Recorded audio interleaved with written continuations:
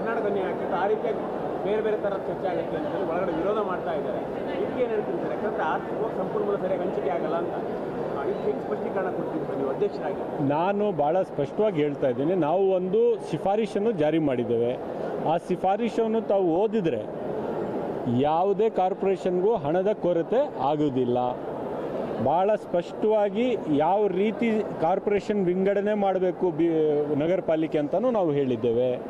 ಇವತ್ತಿನ ಬೆಂಗಳೂರಿನ ಪರಿಸ್ಥಿತಿಯಲ್ಲಿ ಒಂದು ಗುಂಡಿ ಸರಿಯಾಗಿ ಮುಚ್ಚಕ್ಕೂ ಕೂಡ ಇವತ್ತಿನ ಆಡಳಿತ ವ್ಯವಸ್ಥೆಗೆ ಆಗುತ್ತಾ ಇಲ್ಲ. ಒಂದೇ ಒಂದು ಒಳ್ಳೆ ಮಳೆ ಬಿದ್ದರೆ ಅರ್ಧ ಬೆಂಗಳೂರು ಮುಳುಗೋಗಿರ್ತಕ್ಕಂಥ ಪರಿಸ್ಥಿತಿ ಕೂಡ ನಾವು ನೋಡ್ತಾ ಇದ್ದೀವಿ. ಬೆಂಗಳೂರು ನಗರದ ಜನರ ಆಕಾಂಕ್ಷೆ ಆಶೋತ್ತರಗಳಿಗೆ ಈ BBMP ಮತ್ತು ಇವತ್ತಿನ ವ್ಯವಸ್ಥೆ ಸ್ಪಂದಿಸೋದಕ್ಕೆ ಸಾಧ್ಯನೇ ಇಲ್ಲ.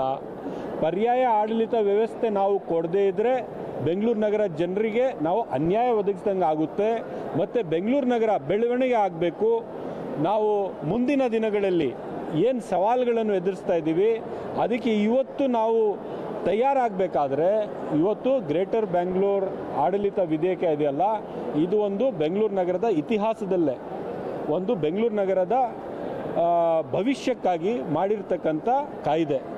ಇದರಿಂದ ಬೆಂಗಳೂರು ನಗರಕ್ಕೆ ಒಳ್ಳೆಯದೇ ಆಗುತ್ತೆ ಹೊರತು ಕೆಟ್ಟದಾಗೋದಿಲ್ಲ. ಏನೇನು ಕೆಟ್ಟದಾಗಿದೆ ಅದನ್ನು ಸರಿಪಡಿಸೋದಕ್ಕೆ ಈ ಕಾಯ್ದೆಯನ್ನು ತಂದಿದ್ದೇವೆ.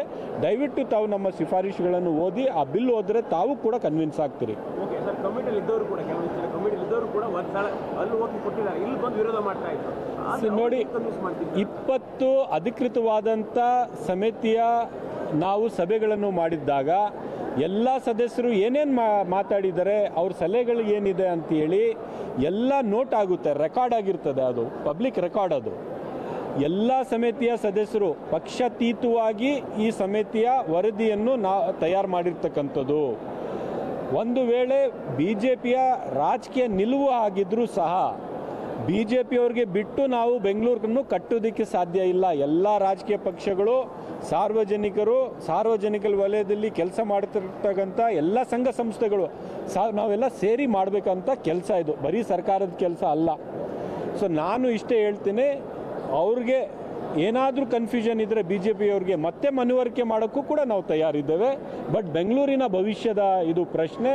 ಬೆಂಗಳೂರಿನ ಜನರ ಒಂದು ಈ ದುಸ್ಥಿತಿಗೆ ಬೆಂಗಳೂರು ಏನು ತಲುಪಿದೆ ಅದನ್ನು ಮಾಡದೇ ಇದ್ದರೆ ಬೆಂಗಳೂರಿನ ಭವಿಷ್ಯ ಭಾಳ ಕಷ್ಟದಲ್ಲಿರುತ್ತೆ.